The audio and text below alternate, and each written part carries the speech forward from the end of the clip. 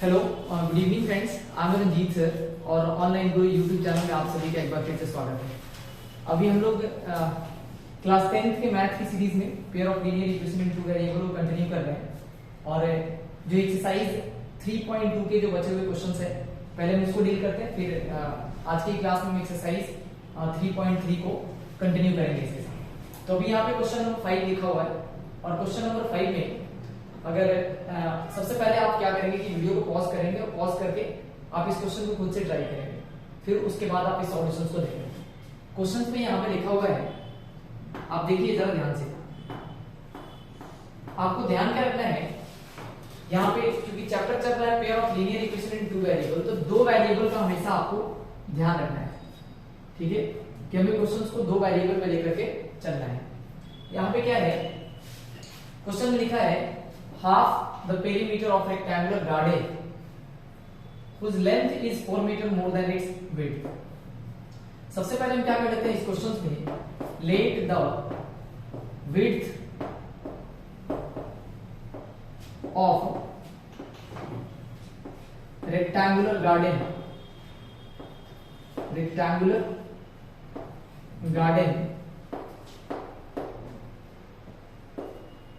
be y metre, अगर हम length को अगर हम एज्यूम कर लेते हैं, है ना, and length be x metre. अगर आप लेंथ को x मीटर लेट कर लेते हैं और आप क्या करते हैं कि विड्थ को आप y मीटर लेट कर सकते हैं। आप क्या कर सकते हैं, सिंपल लैंग्वेज में अगर आपको लिखना होगा तो let the length and breadth of rectangular garden be x metre and y metre respectively.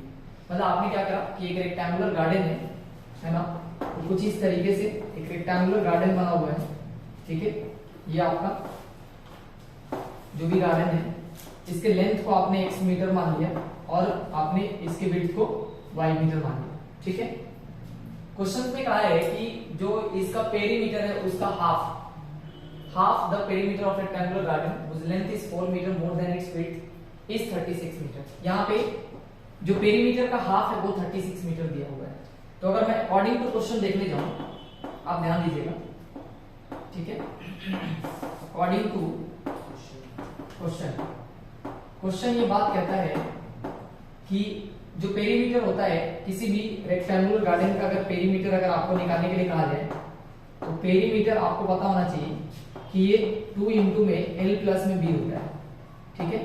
तो यहाँ पे 2 इंटू में l के जगह पे आप x रखेंगे और प्लस में y रखेंगे, इतना मीटर जो होता है पेरीमीटर होता है। लेकिन क्वेश्चन में कहा है इसका हाफ, अगर हाफ निकालना होगा तो हाफ का मतलब है कि इसको 2 से डिवाइड करेंगे, 2 से 2 कैंसिल आउट हो जाएगा।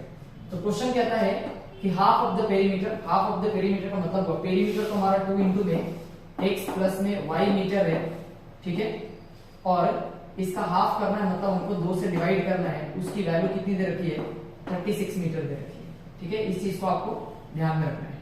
अगर मैं यहाँ से 2 को कैंसिल कर दूं तो अपने पास ये x प्लस y, यहाँ मीटर से मीटर को थोड़ी देर के लिए कैंसिल कर दीजिए, x plus y is equal to 36 आपको दिख रहा है।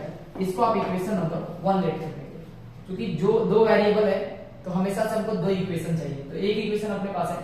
दूसरा आप जरा एक चीज ध्यान से देखिए, इसमें लिखा है कि इस रेक्टेंगुलर गार्डन का जो लेंथ है ना वो इसके विड्थ से 4 मीटर क्या है, अधिक है ना, मोर देन इट्स विड्थ। मतलब अगर मैं दूसरा इक्वेशन बनाने जाऊं इसी में तो हम क्या कर सकते हैं, आप ध्यान से देखिए, ये आपका लेंथ है और ये आपका ब्रेथ है, यानी विड्थ है। इसमें लेंथ जो है वो 4 मीटर अधिक है, यानी अगर मैं इसको बराबर कर दूं, आप ध्यान से देखना, ये 4 मीटर अधिक है किससे, इससे, तो हम इसमें 4 मीटर कम कर दे या इसमें 4 मीटर हम लोग बढ़ा दें, है ना, ये एक तरीका है, क्योंकि हम बराबर करने जा रहे हैं। अभी क्या था कि x ज्यादा था कितना, 4 मीटर, और ये कम था, तो हम इसको 4 मीटर अगर दे देंगे तो ये इसके बराबर हो जाएगा। तो हम क्या कर सकते हैं, x को यहीं पर रहने देते हैं, y को इधर लेकर के आते हैं और 4 को इधर रहने देते हैं। तो इस तरीके से ये दूसरा इक्वेशन बन जाएगा अपने पास क्या, x minus y is equal to 4, ठीक है। अब यहां से आपसे पूछा गया है कि आप बताएंगे कि इसका लेंथ कितना है और इसका ब्रेथ कितना है, मतलब आपसे इस क्वेश्चन में इसका डायमेंशन पूछा गया है। डायमेंशन का मतलब हुआ इसका लेंथ और ब्रेथ बताना है। अभी तक हम लोग ग्राफिकल मेथड से ये सब देख रहे थे। अभी हम आपको एक मेथड सिखाते हैं।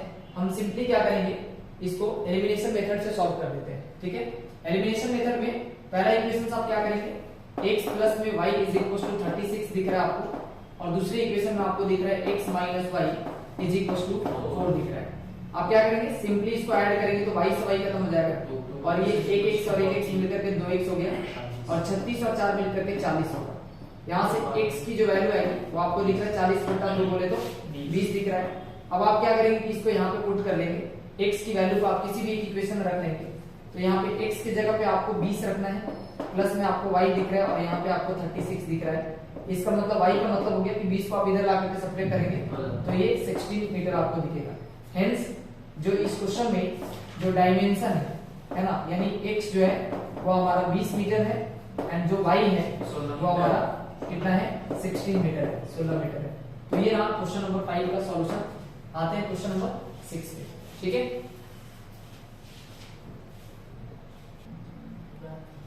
आइए देखते हैं क्वेश्चन नंबर 6 को। ठीक है, क्वेश्चन नंबर 6 में जो लिखा हुआ है, यहाँ पे एक इक्वेशन दिया है आपको। ठीक है, आप ध्यान देंगे, ये इक्वेशन है आपके पास 2x प्लस में 3y माइनस का 8 इज इक्वल टू 0। ठीक है, एक इक्वेशन दे दिया, और आपसे कहा है कि आप जो है कोई दूसरा लीनियर इक्वेशन लिखिए। एक इक्वेशन दे रखा है, और आपसे कहा कि आप कोई दूसरा इक्वेशन आपको इसी इक्वेशन की तरह लिखना है, जो ज्योमेट्रिकली क्या करे, इन सब चीज को रिप्रेजेंट करे। क्या मतलब, आपको ध्यान से समझिए, मतलब वो इंटरसेक्टिंग लाइंस को रिप्रेजेंट करे, पैरेलल लाइंस को रिप्रेजेंट करे, और कोइंसिडेंट लाइन को रिप्रेजेंट करे। आप जरा एक चीज ध्यान से समझिए, पहले हम आपको एक छोटा सा चीज समझाते हैं। हमने क्या सीखा था कल के क्लास में कि अगर a1 by a2 अगर does not equal to b1 by b2 है, तो इसका मतलब ये होगा कि ये किसको रिप्रेजेंट करेगा, इंटरसेक्टिंग लाइंस को। ठीक है, अगर मैं पैरेलल लाइंस की बात करने जाऊं, पैरेलल लाइंस के केस में हमने क्या देखा था कि जो a1 है वो a2 के बराबर है ना, a1 अपॉन a2 जो है वो b1 अपॉन में b2 के बराबर है, लेकिन ये c1 और c2 के बराबर नहीं है। ये हमारा पैरेलल लाइंस का केस था। अगर मैं कोइंसिडेंट लाइन का केस देखूं, तो आपको पता है कि इनका जो रेशियो होना चाहिए a1 by a2 का बराबर होना चाहिए b1 by b2 का, और बराबर होना चाहिए क्या, c1 by c2 का। ये तीनों चीजों अगर रेशियो जी आपस में बराबर होगा, तो ये रिप्रेजेंट करेगा कोइंसिडेंट लाइन को, ये रिप्रेजेंट करेगा पैरेलल लाइंस को, और ये रिप्रेजेंट करेगा आपको इंटरसेक्टिंग लाइंस को। मतलब इसके पास यूनिक सॉल्यूशन होता है, इसके पास नो सॉल्यूशन होता है, और इसके पास हमारे पास इनफाइनाइट नंबर ऑफ सॉल्यूशन होते हैं। तो हमें क्या करना है, आपको ध्यान से देखिए, हमारे पास जो इक्वेशन गिवन है, यानी जो गिवन इक्वेशन है, गिवन इक्वेशन पे अगर मैं अच्छे से देखूं तो यहां लिखा हुआ है कि 2x प्लस में 3y माइनस का 8 इज इक्वल टू 0 दिया हुआ है।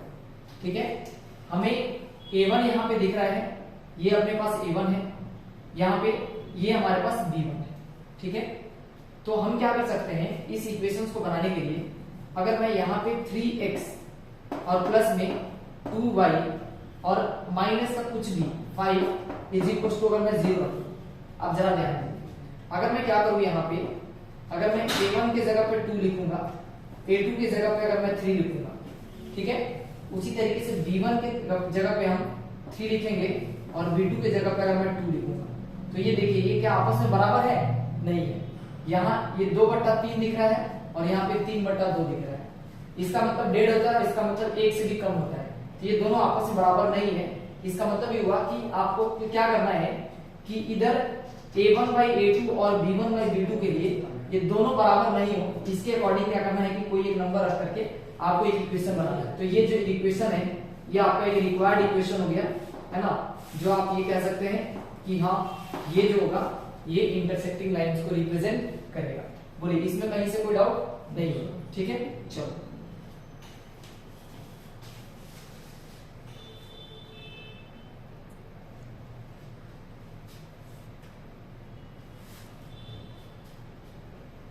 चलो यहाँ पे देखो। ठीक है, तो हम देख क्या रहे हैं कि ये दोनों आपस में बराबर नहीं है। अच्छा, इस क्वेश्चन में हमें क्या रखना है, आप जरा ध्यान से देखिए, हमारे पास जो गिवन इक्वेशन है वो हम लिखेंगे यहाँ पे 2x प्लस में 3y माइनस का 8 इज इक्वल टू आपको 0 दिख रहा है। आपको क्या करना है, इस a1 बाई a2 और b1 बाई b2 इन दोनों के रेशियो को सेम रखना है। सेम रखने का क्या मतलब हुआ, तो आपको ध्यान से देखिए, कोई भी एक नंबर लेंगे जो प्रोपोर्शनल में हो। प्रोपोर्शनल का मतलब हुआ कि अगर 8 से हम इसको, अगर मैं इसको 4x लिख लूं और प्लस में इसको अगर मैं 6y लिख लूं, ठीक है, ध्यान देना, ये 4x हो गया और ये हमारे पास 6y हो गया, और माइनस में इधर आप कुछ भी लिख लो, जैसे आप 5 लिख लिया या प्लस में कुछ भी लिख लेंगे, यहाँ पे ये 0 है, ठीक है। देखो यहां से चेक करो, अगर आप a1 की जगह पे यहाँ पे 2 रखोगे, ठीक है, और a2 की जगह पे आप 4 रखोगे, यहाँ पे ये 3 रखोगे, यहाँ पे आप 6 रखोगे, यहाँ पे माइनस का 8 रखोगे और यहाँ पे माइनस का 5 रखोगे। अगर आप इसको डिवाइड करने जाओगे तो ये आपको दिख रहा है 1/2 है, ठीक है, और ये भी आपको दिख रहा है 1/2 है। मतलब ये दोनों आपस में बराबर होना चाहिए, लेकिन ये जो होना चाहिए बराबर नहीं होना चाहिए। तो 8/5 जो है ये 1/2 के बराबर नहीं है। इसका मतलब इस तरीके से आपको कोई इक्वेशन बनाना है कि इतना बट्टा इतना करने पे और इतना बट्टा इतना करने पे ये दोनों तो सेम आए, यहाँ पे दिख रहा है ये दोनों सेम आए, लेकिन ये c1/c2 का जो वैल्यू होगा सेम नहीं आना चाहिए। तो क्या सर जो आप बना रहे हो इक्वेशन वही आंसर पॉसिबल है? नहीं, आप ऐसा बहुत सारा इक्वेशन अपनी मर्जी से बना सकते हैं, ठीक है। मैं भी आपको एक एग्जांपल में दिखा रहा हूं। अभी जो गिवन इक्वेशन है आप लिख सकते हो उसको 2x लिखेंगे, प्लस में यहाँ पे 3y लिखेंगे, और यहाँ पे माइनस का 8 इज इक्वल टू आपको क्या करना है, 0 करना है। जब भी कोइंसिडेंट लाइन के लिए बनाना होगा, रेशियो तीनों का सेम रखना है, तो हम कोई भी एक नंबर से इसी लाइन में गुना कर देंगे, कोई भी, है ना। जैसे आप मान लेते हैं कि 4 से इसमें गुना कर दीजिए, है ना, तो ये बन जाएगा 4 गुना कितना 8x, प्लस में 4 पे कितना 12y, और माइनस में 8 चौका 32 बराबर कितना 0। अगर आप क्या करेंगे यहां से, है ना, अगर आप इनका रेशियो देखेंगे तो ये 2 में आपको 8 दिख रहा है, यहाँ पे आपको 3 में 12 दिख रहा है, और यहाँ पे माइनस का 8 में आपको 32 दिख रहा है माइनस का। अगर आप यहां से निकालने जाए तो ये मुझे दिख रहा है 1/4 है, ठीक है, यहाँ पे ये भी मुझे दिख रहा है कि 1/4 है, और यहाँ से ये भी दिख रहा है कि अपने को 1/4 है। यानी इस तरीके से हम कह सकते हैं कि a1/a2 बराबर है b1/b2 के, और बराबर है c1/c2। तो इस केस में मतलब हम ये कह सकते हैं ये जो केस बनेगा ये कोइंसिडेंट लाइन का केस बनेगा। अगर आप ज्योमेट्रिकली इस चीज को रिप्रेजेंट करने जाएंगे, है ना, तो आपको ये पता लगेगा कि भाई ये इससे जो बन रहा है वो क्या बन रहा है, इस लाइन से इंटरसेक्टिंग लाइंस बनेगा, है ना। इन दोनों लाइन को जब आप ग्राफ पेपर पे रिप्रेजेंट करेंगे तो इंटरसेक्टिंग लाइंस को रिप्रेजेंट करेगा ज्योमेट्रिकली, ये पैरेलल लाइंस को रिप्रेजेंट करेगा, ये दोनों इक्वेशन, और ये कोइंसिडेंट लाइन को रिप्रेजेंट करेगा, है ना। बस आपको इसमें से इस क्वेश्चन को करने के लिए जो हमारा सबसे इंपॉर्टेंट चीज है वो हमारा ये बॉक्स है ना। आपको बस ये ध्यान में रखना है, और फिर आप क्या कर सकते हैं कि अपनी मर्जी से कोई भी इक्वेशन लिख सकते हैं, ठीक है। आप यहां तक का स्क्रीनशॉट ले सकते हैं, ठीक है। आते हैं क्वेश्चन नंबर 7, ठीक है। एक्सरसाइज 3.2 का ये क्वेश्चन नंबर 7 और ये लास्ट क्वेश्चन है आपके। देखो 9th क्लास में हम लोग इस टाइप के क्वेश्चंस के साथ डील करते थे। उसमें में क्या होता था कि कुछ कोऑर्डिनेट्स दिए होते थे और उसको हम लोग क्या करते थे, कार्टेशियन प्लेन पे ड्रॉ करते थे, और उसमें एक्स एक्सिस या वाई एक्सिस को पकड़ करके जो भी क्लोज्ड फिगर बनता था उसको हम लोग सेट करते थे। यहाँ पे क्या कहा है, इस बार आपको कोऑर्डिनेट्स नहीं दिया है, पहले कोऑर्डिनेट्स आपको निकालना है।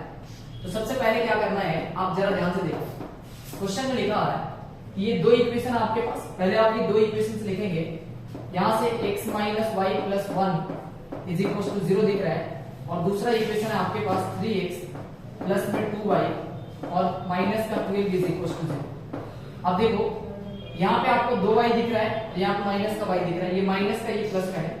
हमें क्या करना है, दोनों में से किसी एक का नंबर सेंड कर दो, मतलब कोएफिशिएंट ऑफ x को सेंड करो।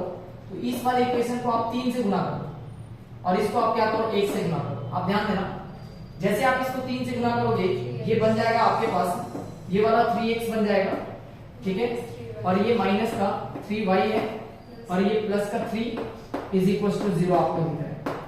उसी तरीके से अगर आप यहाँ 1 से मल्टीप्लाई करेंगे तो एज इट इज रहेगा, प्लस का 2y और ये माइनस का 12 इज इक्वल टू 0। अच्छा, यहाँ पे आपको क्या करना है, एक बार x और y की वैल्यू निकालना है। तो सिंपली अगर हम ऐड करेंगे तो इसका साइन चेंज कर देते हैं, ये माइनस का बन गया, ये प्लस है तो ये माइनस का, और ये माइनस है तो प्लस है। याद रखेंगे सिर्फ नीचे वाले का साइन चेंज करना है, जो प्लस होगा वो माइनस हो जाएगा, जो माइनस होगा वो प्लस हो जाएगा। आपको पता 3x से 3x यहाँ पे कैंसिल आउट होता हुआ दिख रहा है, माइनस का 2 है माइनस का 3y मिल करके माइनस का आप ये 5y लिखेंगे। उसके बाद आपको दिख रहा है कि 12 और 3 मिलकर के पहले प्लस का आप क्या लिखेंगे 15 लिख लेंगे, इज इक्वल टू आपको 0 दिख रहा है। आप क्या करिए इस 15 को अगर आप इधर लेकर के आते हैं, माइनस का ये 5y है और इज इक्वल टू ये माइनस का आपको 15 आ जाएगा, इधर माइनस से माइनस कैंसिल आउट हो गया, और y इज इक्वल टू जो दिख रहा है 15/5 सबको पता है कि ये 3 होता है, तो y की वैल्यू 3 आ रही है। y की वैल्यू 3 आने का मतलब हुआ कि आप किसी भी एक इक्वेशन में, चाहे आप इस इक्वेशन में चाहे आप इस इक्वेशन में किसी में पुट करेंगे तो आप x की वैल्यू निकालेंगे। तो हम क्या करते हैं इस पहले वाले इक्वेशन में पुट कर देते हैं, जहां पे x माइनस का y और प्लस का 1 इज इक्वल टू 0 दिख रहा है। आप क्या करेंगे x के जगह पे x रखेंगे, माइनस में y की जगह पे आप 3 रखेंगे और प्लस में 1 इज इक्वल टू 0 रखेंगे। -3 में से अगर हम एक को ऐड करते हैं तो यहाँ पे x माइनस का 2 आएगा और बराबर आपको 0 दिख रहा है, मतलब x बराबर जो है इस क्वेश्चन में 2 है। मतलब यहाँ से आप जरा ध्यान से देखो, मतलब आपको पता लग गया है कि यहाँ जो कोऑर्डिनेट है x की वैल्यू इसमें कितना आ रहा है, x की वैल्यू अपने पास 2 है एंड y की जो वैल्यू है वो अपने पास 3 है। ठीक है, इसी पॉइंट का हमको क्या करना है, मतलब अपने को एक लाइन बनाना है इस पॉइंट से लेकर के, और जो क्वेश्चंस में गिवन इंफॉर्मेशन है उसके अकॉर्डिंग हमें काम करना है। तो आप देखो जरा ध्यान से, इस अगर मैं यहाँ पे आप जरा ध्यान देखिए, देखो एक तो अगर हम क्या करते हैं बिना पॉइंट निकाले भी हम काम को कर सकते थे। आप सीधा क्या करते हैं, एक बार उस लाइन को ड्रॉ करते और एक बार इस लाइन को ड्रॉ करते और एक्स एक्सिस को पकड़ते, अपना काम हो जाता। एक वो तरीका है, लेकिन x और y यहां बनाने का मतलब ये हुआ कि मुझे एक सॉल्यूशन पता चल गया कि लाइन कहां पे कट कर रहा है 2,3 पे। तो देखो 2,3 पे कट कर रहा है, तो पहले हम क्या करते हैं इसको ऐसे देखो, क्या कर लेते हैं, यहां से ये आपको x एक्सिस दिख रहा है, ये हमको y एक्सिस दिख रहा है, ठीक है। और यहाँ पे आप देखो दो तरीका है, या तो लाइन बना देते हैं, पहले लाइन बना देते हैं, ठीक है, x minus y plus 1 is equal to 0 है। यहां से आप 2 पॉइंट्स निकालिए, ठीक है। अगर हम 2 पॉइंट्स निकालते हैं तो x माइनस y है ना, और प्लस का 1 इज इक्वल टू 0। अगर मैं x के जगह पे 0 रखता हूं, आप ध्यान दीजिएगा, ठीक है, यहां पे x है और यहां पे क्या है y है।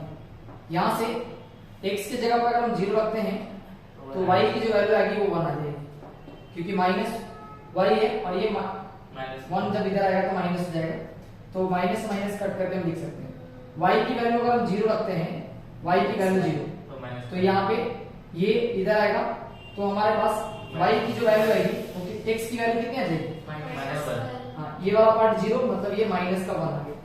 इसको हम लोग क्या करते हैं कि इस ग्राफ पेपर पे रिप्रेजेंट करते हैं पहले, सबसे पहले तो x जब 0 है तो y अपने पास कितना है 1 है, x 0 y 1, तो यहाँ पे हम ये पॉइंट मार्क कर देते हैं, ठीक है। उसके बाद -1, 0, x में -1 आपको यहाँ मिलेगा और y में आपको ये यहाँ मिलेगा। तो ये 2 पॉइंट से हमको जो लाइन बनता हुआ दिख रहा है, ये लाइन हम कुछ इस तरीके से एक स्ट्रेट लाइन ऐसे बना सकते हैं, ठीक है। एक हम इस तरीके से बना लिए लाइन,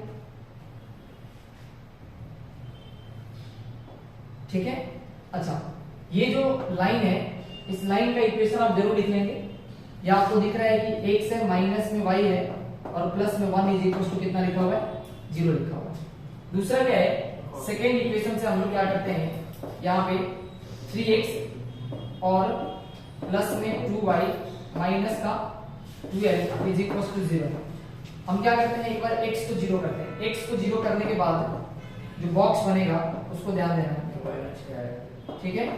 जैसे हमारे पास x 0 है तो y की वैल्यू कितनी आ जाएगी 6 आ जाएगी। अगर हम y को ही 0 कर दें तो ये पूरा खत्म, और यानी जैसे हम y को 0 कर रहे हैं तो x की वैल्यू कितनी आ रही है 4 पूरा, ठीक है। इसको हमें क्या करना है, इस नंबर लाइन को रिप्रेजेंट करना है। x की वैल्यू 0,6 आना है हमें, तो 1 2 3 4, थोड़ा सा इस लाइन को आप और एक्सटेंड कर दीजिए, ठीक है। यहाँ से 5, यहाँ से ये 6। तो ये जो पॉइंट आपको दिख रहा है ये हमको दिख रहा है 0,6। उसके बाद हमें पॉइंट क्या है 4,0 जाना है। 4,0 जाने का मतलब हुआ ये 1, यहाँ पे ये 2 है, यहाँ पे ये 3 है, यहाँ पे ये 4 है। ठीक है, तो 4,0 ये वो पॉइंट मिलेगा। आप क्या करेंगे 4,0 ऐसे मार्क करेंगे। ठीक है, और इन दोनों लाइन से आपको क्या करना है, एक स्ट्रेट लाइन बनाना है। स्ट्रेट लाइन बनाते समय आप ध्यान रखेंगे कि आपको इसको सीधा ला करके यहाँ पे ऐसे मिलाना है। ठीक है, यहां से हम क्या कर सकते हैं, ऐसे आप इसको ड्रॉ कर लेंगे। आपके पास ग्राफ पेपर होगा तो आप ग्राफ पेपर को बिल्कुल सही और सीधा बना सकेंगे। ठीक है, इस तरीके से। अच्छा, अगर देखा जाए तो मैंने कहा है कि इसका सॉल्यूशन हम लोग पहले से निकाल रखे हैं, यानी 2 और 3। तो एक्स में देखिए 2 पे ही कट कर रहा है। आप ध्यान से देखिए, ज्योमेट्रिकली भी हम इस चीज को दिखा सकते हैं। एक्स में कहां पे कट रहा है 2 पे, और 1, 2 और 3, और वाई में कहां पे कट कर रहा है 3 पे, है ना। इस क्वेश्चन को करने के लिए इस सॉल्यूशन निकालने की जरूरत नहीं थी वैसे, लेकिन हम इसको चेक करने के लिए ऐसे निकाल भी लिए तो कोई बात नहीं। अच्छा, इसने कहा है क्वेश्चन में किस रीजन को शेड करना है, तो खूब ध्यान से समझिए। ये जो लाइन है, इस लाइन का जो इक्वेशन है, आप इसको पहले इसे यहाँ पे लिख लीजिए। ये आपको दिख रहा है 3x है, और कितना लिखा हुआ प्लस का 2y, और माइनस का कितना 12 इज इक्वल टू 0 लिख रहा है। अच्छा, इसमें ये वाला लाइन कौन सा एक्सिस कहलाता है, एक्स एक्सिस है। ठीक है, और ये वाला लाइन कौन सा कहलाता है, आपको ये वाला आपके पास दिख रहा है क्या, y एक्सिस। ठीक है, और ये हमारे पास ये L1 है, और ये हमारे पास L2 है। तो आपको ध्यान के रखना, हमको सेट करना रीजन को L1, L2 और x एक्सिस के बीच का रीजन हमको सेट करना है। और इससे बनता हुआ आपको ट्रायंगल दिखेगा। तो ट्रायंगल जो दिख रहा है वो हमारे पास एक ये लाइन है पूरा। ठीक है, यहां से यहां ये दिख रहा है पूरा, और यहां से यहां पूरा ये दिख रहा है। ठीक है, तो x एक्सिस का मतलब ये पूरा लाइन कहां से कहां दिख रहा है आपको, तो यहां से आपको यहां तक ये पूरा x एक्सिस आपको दिख रहा है, जो कि इस दोनों लाइन को टच कर रहा है, और यहाँ पे दिख रहा है। तो हमें क्या करना है कि इस ट्रायंगल को हमको पूरी तरह से क्या कर देना है, सेट करना है। तो हम इसको इस तरीके से सेट कर सकते हैं। ठीक है, ये आपको इस तरह से ये शेडेड रीजन बताना है, और ये रहा आपका इसका शेडेड रीजन। कई बार इसका एरिया पूछ लिया जाता है, कई बार आपसे इसका पेरीमीटर पूछ लिया जाता है। तो ठीक है, हाँ, अब इसका वर्टिसेस आपको बताना है कि इसके क्या क्या वर्टेक्स है। Determine the coordinates of the vertices, इसके तीनों के वर्टेक्स बताने हैं। तो आप एक नामकरण कर सकते हैं इसका। इसके नामकरण ए लिख देते हैं यहाँ पे, यहाँ बी है और यहाँ पे सी है। तो आप देखो जरा ध्यान से, यहाँ पे आपको ए पॉइंट्स में जो जो दिख रहा है, जैसे हमने सॉल्यूशन में निकाल लिया, एक इसका पॉइंट्स क्या है, ए में ये 2,3 आपको दिख रहा है। ठीक है, बी में जो इसके वर्टेक्स दिख रहे हैं यहाँ पे ये -1, कितना -1,0 है, और सी में जो आपको दिख रहा है वो आपको कितना दिख रहा है 4,0। ये आपके आ जाएंगे रिक्वायर्ड जो है, यानी जो कोऑर्डिनेट्स। ठीक है, आपको यहाँ पे इस तरीके से इसका आंसर लिख देना है कि जो भी इसके वर्टेक्स है वो उसके जो हमारे कोऑर्डिनेट्स है वो 2,3 है, -1,0 और 4,0। ठीक है, इस तरीके से आप निकाल सकते हैं। अच्छा, ये निकालने की जरूरत है या नहीं, तो आप निकाल भी सकते हो, नहीं भी निकाल सकते हैं, इसकी कोई जरूरत नहीं। डायरेक्ट आप 2 लाइन बनाएंगे, बनाने के बाद आप क्या करेंगे, ज्योमेट्रिकली इसको दिखा देंगे। इस तरीके से आपका एक्सरसाइज 3.2 यहाँ पूरी तरह से फिनिश होता है ना। अगले एक्सरसाइज को देखते हैं। ठीक है, चलो।